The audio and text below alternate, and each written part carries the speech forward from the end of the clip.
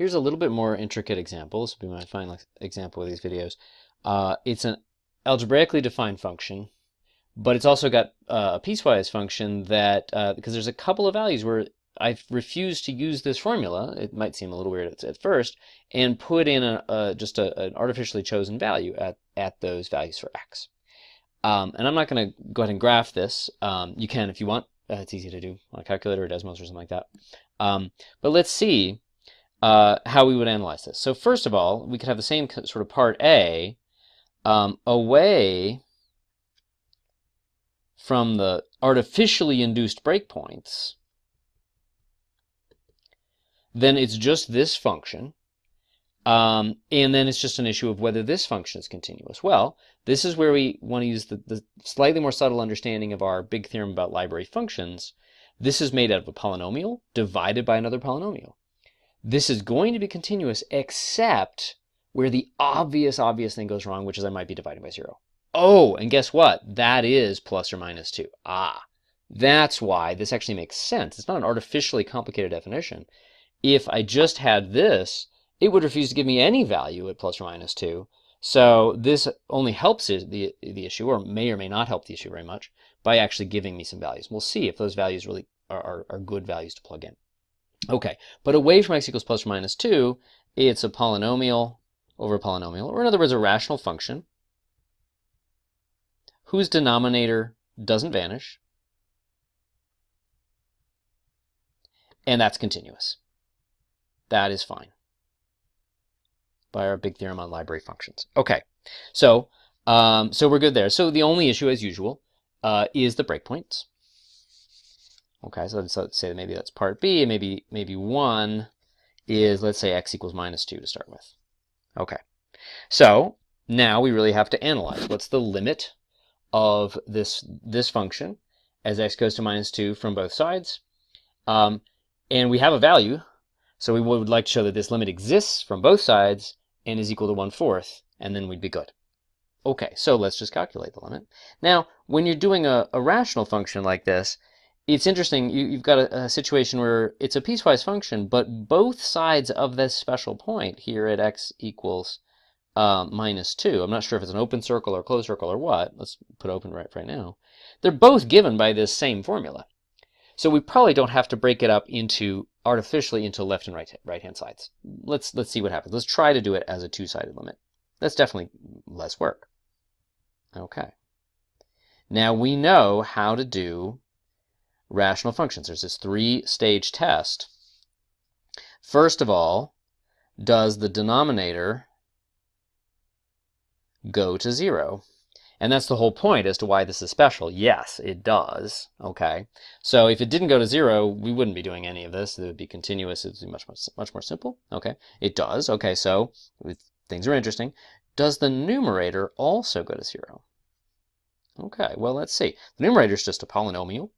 To figure out if it goes to 0, just actually plug it in. So remember, we have this interplay of, like, sometimes we can't plug in because it's not known to be continuous, but whenever we're looking at a piece of something like cosine or like a polynomial and you're asked about a limit, we can now just say, look, we can plug that in. Okay, so minus 2 squared minus 3 times minus 2 plus 2, that's going to be a positive number. That's 4 plus 6 plus 2. That's not equal to 0. Aha! And remember what happens. When the denominator goes to 0 and the numerator does not go to 0, you've got a medium-sized number, 10, I guess, over something going to 0, and that's going to go to plus or minus infinity. Okay, this does not exist. I shouldn't say goes to d. This just does not exist. And if we needed a finer analysis, we would then actually split it up into left and right-hand limits and say, okay, is it down and then up? Or is it up and then down, plus, or is it up, up, down, down? But you know what? If we just care, is this continuous at x equals minus 2? We are so done. This has the limit does not exist. And we can at least say we're sure the y, it's an asymptote of some sort. And we'd be totally qualified to say more if we need to. But basically, okay, this can't be continuous. And in particular, the fact that I put in a 1/4 there, that just doesn't seem to help at all. So it's something like this. It's something like down, finite artificial value that has pretty much no relevance, and then up. That doesn't help matters. No matter, there's no finite value we can put in there would fix things. Okay, so that's interesting. It's like, oh, well, that's not having any role. It will have a role in the next one, though. Okay, so if the answer is simply yes or no, is this a continuous function for all x? We're done. It is not continuous at x equals minus 2, so it's definitely not continuous for all x. But if they say exactly where is it discontinuous, okay, we would then say we've now shown carefully that it is discontinuous at x equals minus 2. We know everywhere else but possibly at plus 2 it is continuous. And so let's go ahead and look at the limit as x goes to plus 2 of this guy. Now, very similarly, the denominator does go to 0. But now, if you plug in plus 2, you get 2 squared is 4 minus 6 plus 2. That goes to 0. That's the interesting case. A 0 over 0. Always, if you're going to write it in quotes. It's not literally the number 0 divided by the number 0. It's really tiny or a small number over small number. That can be various interesting things. And how do you deal with that when these are polynomials and when you can factor things? Which in book problems, usually they set it up that way. Let's factor and cancel. That factors as an x minus 2 times x minus 1 over, not surprisingly, x minus 2x plus 2. The fact that these polynomials go to 0 when you plug in x equals 2 means that there will be a factor, top and bottom, of x minus 2. At least one, sometimes more than one, but here, just one. And remember the subtlety here, you can cancel these guys inside the limit because the limit says you don't ever have to plug in 2 exactly. If you plug in 2 exactly, this is canceling zeros and it's not true.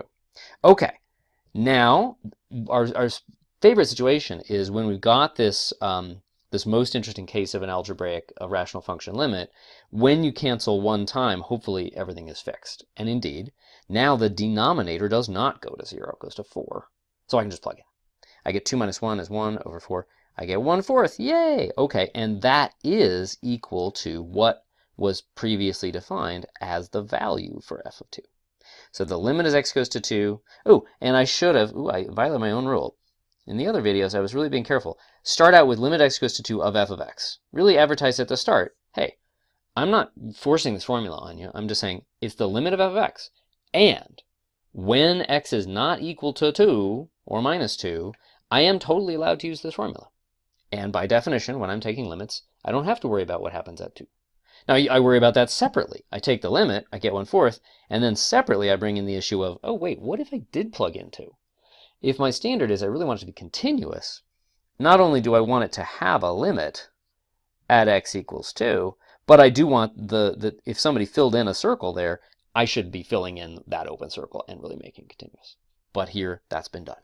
Okay, so what we've got is a function that had no prayer of having any kind of fix for continuity. So it's something like this. And if you want a better graph, that's fine. But I don't really want to focus on the details of the graph. We have something like it had a discontinuity here, an asymptote, an infinite discontinuity.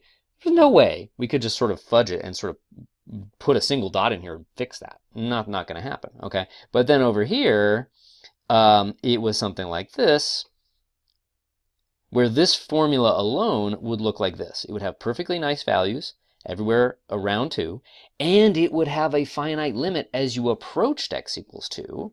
That's what the open circle would mean. And then it's really, really tempting, and often a really, really good idea, to go ahead and say, oh, I know this formula refuses to give me an answer when I plug in x equals 2. If you ask somebody in a Algebra 2 class to just plug in x equals 2 here and say, what's the value? They're really not going to know what they're not going to have any good answer for that. And there isn't really literally a value for x equals 2.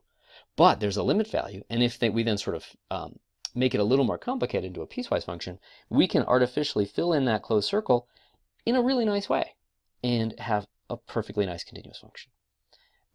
As opposed to over here, where it was just much more seriously discontinuous. The terminology is this is a removable discontinuity, or removable singularity is often what it's called.